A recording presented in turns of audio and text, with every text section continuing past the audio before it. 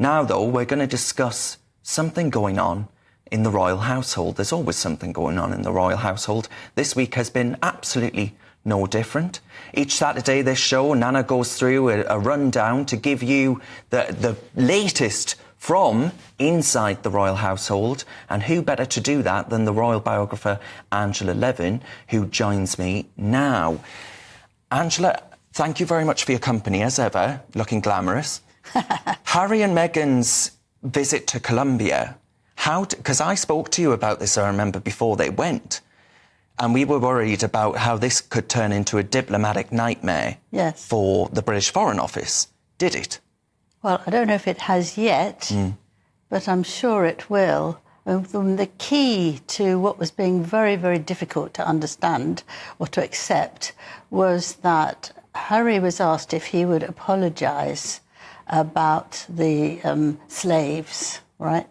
Now, he hasn't any standing to do that. No. If by any chance he does, or he did, we can't tell because they didn't have any sound. You couldn't hear, actually, very much. They stopped it. I imagine Meghan wanted to keep control and Harry didn't want any journalist to know exactly what he was saying. They deliberately turned down the volume, Yes, not just turned down, there was no volume. There was no sound. So you couldn't actually find out what they were doing.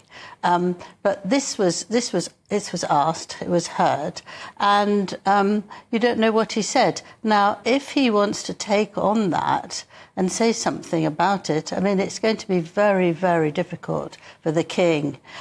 First of all, it's Colombia was a Spanish. So nothing to do with the British. Nothing to do with the British. And also that in 1864, Queen Victoria's husband, Prince Albert, apologised on behalf of everybody for what had happened.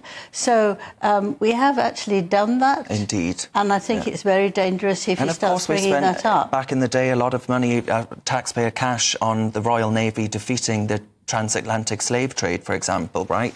So, you know, getting involved in this would be a total nightmare for the royal family. But, Angela, could Netflix ultimately drop Harry and Meghan? Have they been a success story for them? They had that documentary series, of course. Yes. Would that have been a revenue raiser? Because a lot of people watched it. The one that was 6 episodes. Yes. Full of grumbles and grouses. And Beyonce. And, yes. That did phenomenally well, but nothing else has.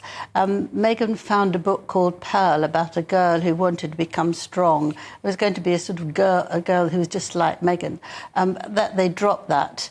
They're not really keen on her cooking or Harry doing polo. Or her jam. On her jam. They They might missed out the jam. So it's not original enough. No. And in any case, in asking for if it can go ahead, technically, they have messed up completely because they haven't done it properly. And so it won't be until next February, the earliest, that they can do anything. And Netflix is fed up.